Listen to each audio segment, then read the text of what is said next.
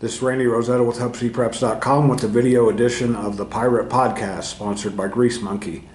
Ryan and Kale, I asked what day it was because I wanted to make sure. Kale, right? I want to make sure I'm talking to the right people. That's what it's like on Mondays after a crazy. I wanted to make sure what day it was because I wanted to make sure the sun came up the last couple of days, right?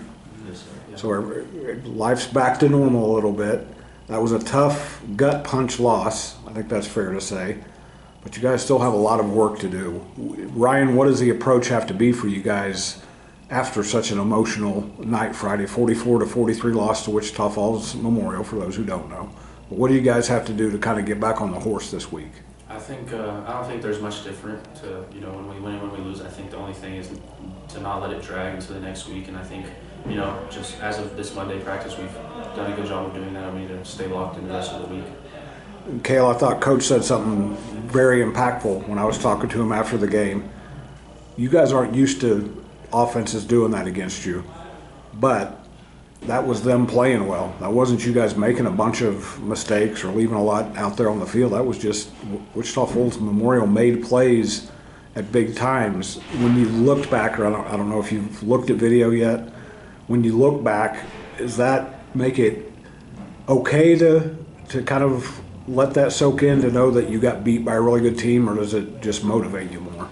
I think for us it motivates us. Like we had some blown coverages and just bad plays where someone just didn't do their job, but for us it definitely motivates us, makes us want to get better and beat the next team even worse than any team we've played.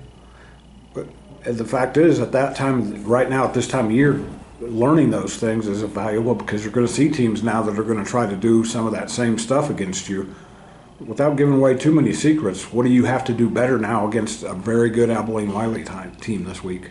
We just got to get better at doing our jobs and knowing what to do in certain situations, reading our keys, all those things, just the simple things. That's what gets defenses beat, is just the simple jobs that you have to do. Just someone doesn't fill the right gap or anything like that, that's what gets you beat.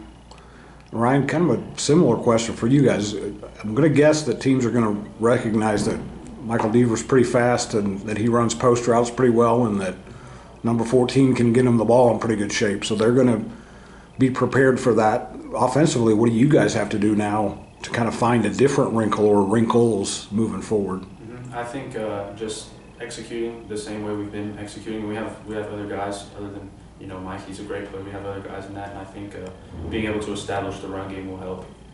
That was kind of like throwing blood in the water for you guys the other night. Did you kind of know before the game that was the play that might open up against them, or did it just kind of work within the scheme of the game? Yeah, I think like you just said, as the game went on, I think we kind of knew that would hurt them, and ultimately it did. Put a baseball analogy on it, since you're a pretty good baseball player. You were able to kind of swing from your ankles at least three times. Yeah. Knowing that you have that in your arsenal, how different does that make you guys offensively? You've always had it, but that seems like the first time you guys have been able to exploit it that many times. I think we're a run-heavy team, and I think when you're able to run the ball, RPOs work against teams. Being able to get that eye candy working is a good job for that. There's obviously the old cliches, there's no moral victories, but the fact that you guys did so many good things offensively, does that help you moving forward after a tough loss to know you guys can kind of keep building that direction? Yeah, I think, like you just said, we had a good offensive performance, but I think it was just in the second half, and I think as a lesson for that, we need to play good offense all four quarters rather than, the first half or the second half. Yeah, you guys have had some good second halves the last couple of weeks with a much different approach. So defensively, Coach talked about you guys had a really good, and it was almost the opposite. The two units kind of switched places. You guys shut them down really well. What do you have to do to kind of bottle that up, what you guys did in the first half against Abilene Wiley and whoever you play in the playoffs? I think it's just being more disciplined when we're tired. It's a four-quarter game. It's not just one half and it's over. You have to play well all four quarters, and whenever your coach teaches us, whenever you're tired, you have to make sure you're reading your keys, and that's why we rep it so many times in practice, is because whenever you're tired, you start to lose focus, and that's whenever teams can get you. the level of athleticism you guys have seen kind of steadily each week moving forward, how does that prepare you for the playoffs? Because you know when you get to, I'll be polite here, when you get, assuming you get past the first round, when you get to the second round and beyond, you're going to be playing teams with guys similar to Wichita Falls Memorial, similar to Paladero. How much does this prepare you? I think it prepares us pretty well because it's like simulating. Like you start round one, and you just get hard teams each round that you advance. So it definitely prepares us of what we're gonna be going through in the playoffs. So you two guys, I know Ryan is, and Kale, you kind of strike me as kind of quiet leaders, like follow me, follow my example type leaders.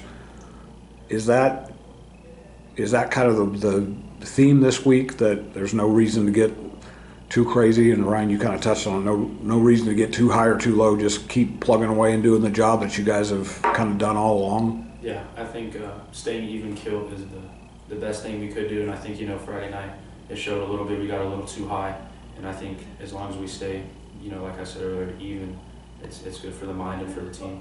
This just crossed my mind for all of you guys. There's a little bit of built-in motivation because if I'm remember right, Abilene Wiley was one of the teams that got you guys last year. It was a non-district game, so knowing was it on the road last year? It was here.